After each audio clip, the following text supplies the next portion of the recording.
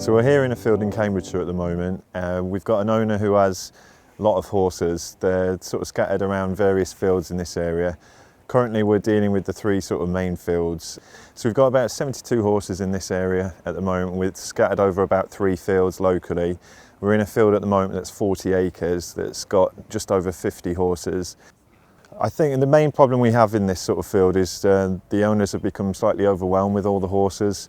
They started off with a small herd of horses and they didn't get those castrated.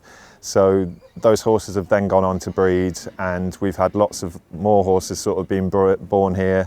And unfortunately the problem has sort of almost overtaken the owners now, and it's got to a stage where they needed some help. So I've been able to sort of work with them and get a good relationship and just sort of explain that we can help with situations like this. We can come in and get the end result, which is basically to prevent more horses being born in this field that the owners simply haven't got all the sort of time and money and care to sort of give to them.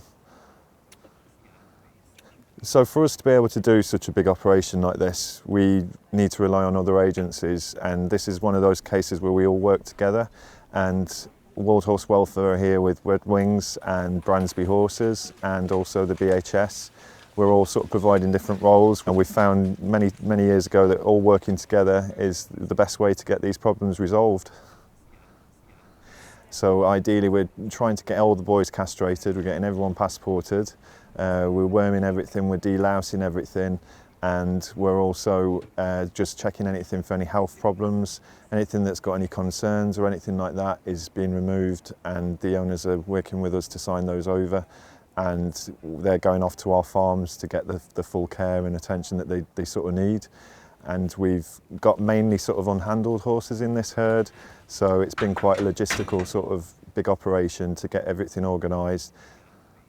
So to make this operation successful, we've had to bring our pens and lots of equipment. The field's been quite difficult to get in and out with all the sort of mud and this time of year, and plus getting everyone on here with all the kit that we need, all the pens, all the veterinary equipment and everything that we need to make this operation a success, really. So to be able to make an operation like this successful, we obviously needed a team of vets to come and help with this. And I was lucky enough to have a contact at the Cambridge Vet School. So I rang this lady and basically explained the problem I had, that I'd got, you know, a lot of horses completely unhandled that needed microchipping and passporting, worming, delousing, and having the hooves and teeth treated as well. I had a quick chat with Chris on the phone one day, and he mentioned that he had a number of horses to castrate in one site, and would we be interested? So we were very interested to get involved, because this was obviously a project that is to do with equine welfare, and also helps us out with teaching our students and getting them some experience in the field of situations that they may not normally see in the hospital. So it was a good project all round. Most of the horses that we deal with are predominantly pet horses, horses who are insured, horses who are kept in extremely well kept surroundings with one loving owner who looks after them very carefully, because they only have one horse. In a situation where maybe people have more than one horse or a large number of horses, it becomes a bit more difficult to give them that one-to-one care, just from a practicality point of view. So even the care that we are giving these horses is quite different to in the normal everyday life that we see, I suppose, because these horses are not handleable pet ponies. They are feral horses. They are very used to being fed by people, so they will come to people, but it's not a scenario where you can walk up to a horse in a field, pop a head collar on it, put a little bit of sedation in its neck, and then go ahead with the procedure. It's quite different. So it comes with its own trials and tribulations. So, you know, for example, how do we get the horse into a crush to sedate it?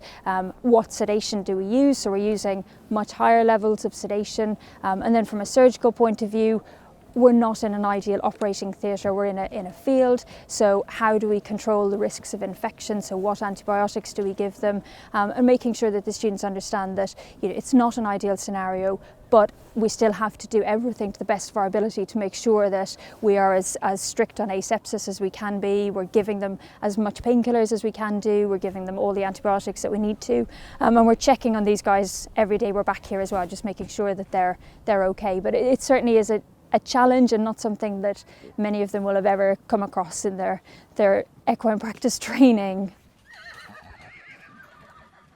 So when we're dealing with a herd of horses like this that are mostly unhandled, we have to sort of come up with different tricks to be able to get the horses into areas and places where we can handle them.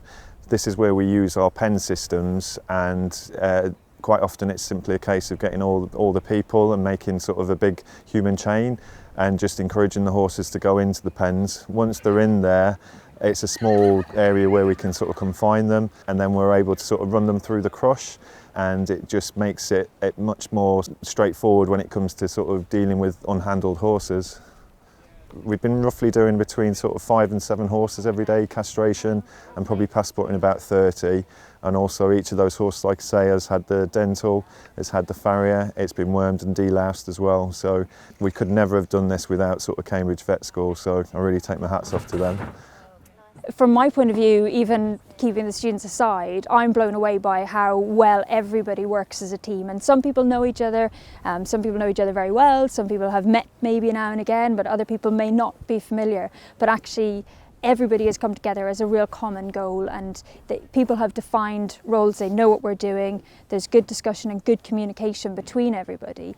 And I think from a student point of view, it's good because they're not just looking at us to learn from what we're teaching, they're looking at other people, the guys from Redwings, from World Horse Welfare, from the British Horse Society, and seeing, oh, actually that's a really good way of handling a feral horse, or that's the way how they get around that problem. And even just that from a practicality point of view is excellent, but also just seeing the cohesive nature of how everybody's treated as an equal member of the team, regardless of your role. So whether you're putting up the pens, getting the horses in, filling out the passports, doing some of the surgery, helping with the recovery, everybody has a really equal role. And I think that's the most important thing for them to take home, is that when we work in a situation like this, everyone's in it together. And several times you've had to stay late, everybody's been willing to just muck in, and I think that attitude is something that we really want to encourage from everybody.